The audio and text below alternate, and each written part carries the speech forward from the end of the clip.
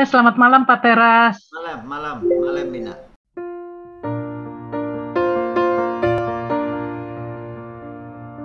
Ya, we love Jesus, we love GKE. Oke. Gimana kita bisa memberikan contoh kepada anak-anak kita untuk kita cinta GKE? Tetapi kalau bapak-bapaknya saja kurang begitu setia mengikuti kegiatan-kegiatan, terutama di seksi pelayanan Bapak. Dan saya sekarang masuk di guru sekolah minggu, di mana kita menanamkan anak-anak sekolah minggu itu supaya benar-benar mencintai gereja di mana kita bergereja, terutama di gereja GKE. Pak Susirmannya cocok jadi seksi usaha dana kelihatannya. Jadi semakin lama saya mendengarnya itu tingkat kehusukan bersedih saya itu semakin dapat gitu nuansa. Sedih sekali kita mendengarnya. Hasil LM tuh. Menjahit dia Pak. Hebat Libojo. Ya. Sebelum penutup dari Pak Teras, kami undang masukan dari Ibu Hambit terkait untuk GKE bagaimana menyikapi kemajuan saat ini. Baik.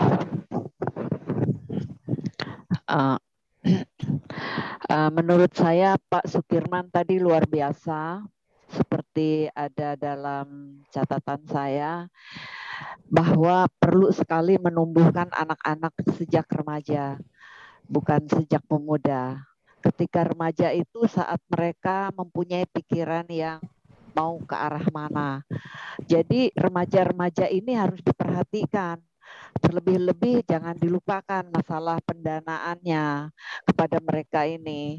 Karena sejak remaja lah itu seperti kelas 6 SD ke atas itu sampai SMP itu harus benar-benar ditanamkan bagaimana sebagai seorang anak yang mengerti bahwa dia Kristen. Itu satu. Kristen dalam arti kata tidak memandang gereja mana dulu awalnya, tetapi di dalam bentuk-bentuk seperti komunitas-komunitas itu harus banyak itu tempat-tempat remaja itu ditemukan bagaimana mereka membedah Injil, membedah Alkitab, bagaimana harus bersikap kelak menilai sebuah iman, sebuah perjalanan imannya, ataupun itu walaupun nanti mungkin saat pemuda akan ada jatuhnya, tapi ketika remaja ini ditanamkan lebih awal itu akan kuat akarnya.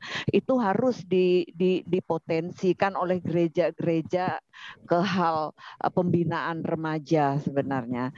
Kembali lagi ke salib tadi Pak Pendeta.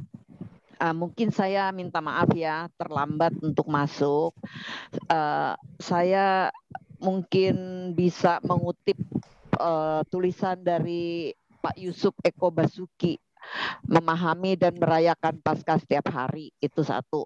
Tapi sering juga dalam pelajaran-pelajaran pemuritan saya itu setiap tahun pasti ditekankan 7 perkataan salib dan maknanya Pak Pendeta. Yang pertama itu kan ya Bapa ampunilah mereka. Apa tadi sudah ada ya Pak? Tentang 7 makna perkataan salib. Belum.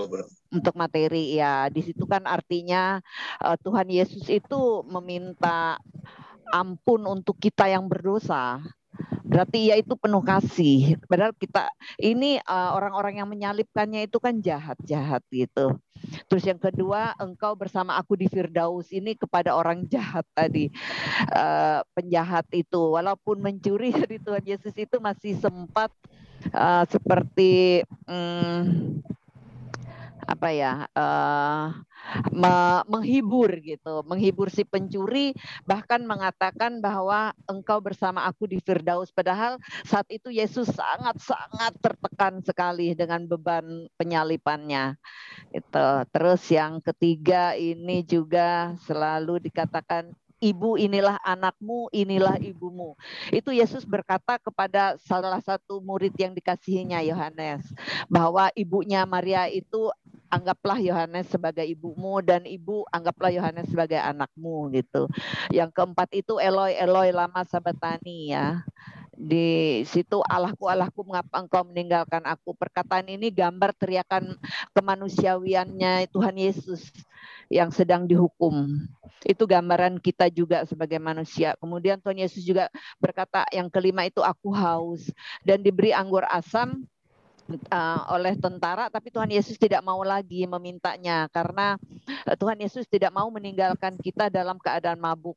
Gitu. Mungkin yang keenam, sudah genap, berarti sudah selesai dalam hal Tuhan Yesus melakukan pekerjaan yang Bapak sampaikan, Allah Bapaknya.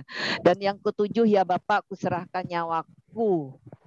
Itu yang terakhir, ya Bapak, kuserahkan nyawaku. Nyaring sekali suara Tuhan Yesus ketika menyerahkan nyawanya, karena ini ada hubungannya dengan penyelesaian pekerjaan Bapa dan dengan Yohanes 3 ayat 16.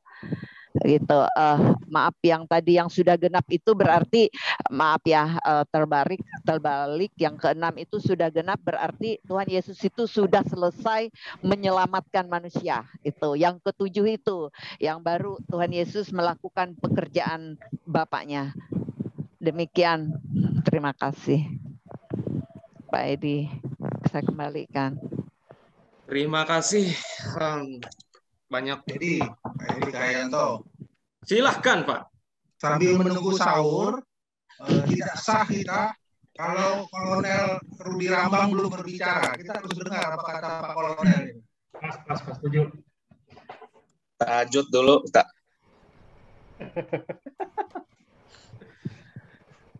Aku mehop lah.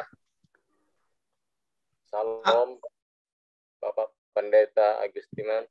Salam Pak Teras, Pak Aloy, Pak Tambunan, dan semua bapak-bapak, ibu-ibu yang hadir pada malam hari ini. Puji Tuhan Pak, begitu banyak tentang salib. Menurut saya sendiri salib itu adalah di dalam kehidupan saya, bagaimana kita memikul salib itu. Jadi mungkin memikul salib ini tidak mudah bagi kita orang yang percaya sama Tuhan Yesus. Mungkin yang kedua untuk GKE, selamat ulang tahun untuk GKE. Memang perlu adanya perubahan-perubahan yang sangat kuat untuk GKE karena mengikuti kehidupan kemajuan dari zaman sendiri. Jadi mungkin kalau GKE tidak bisa berubah, kita akan ditinggalkan sama anak-anak muda GKE kita. Ini mungkin dari saya, mungkin untuk GKE, supaya lakukanlah perubahan, apakah itu perubahan dari visi misinya atau cara-cara di dunia pendidikannya, mungkin melalui pendidikan teologianya, mungkin kurikulumnya dirubah lah, dalam artian mengikuti situasi dan kondisi dari kehidupan anak muda kita sekarang, supaya kita tidak banyak anak-anak muda kita, generasi kita akan meninggalkan GKE dan kita akan hanya GKE yang sudah berusia tua tapi tidak mempunyai pendukung dan generasi-generasi penerus kita. Terima kasih Pak, itu saja dari saya. Semoga kita selalu diberkati Tuhan di dalam menjalani hidup ini. Salam, terima kasih, Tuhan Yesus memberkati.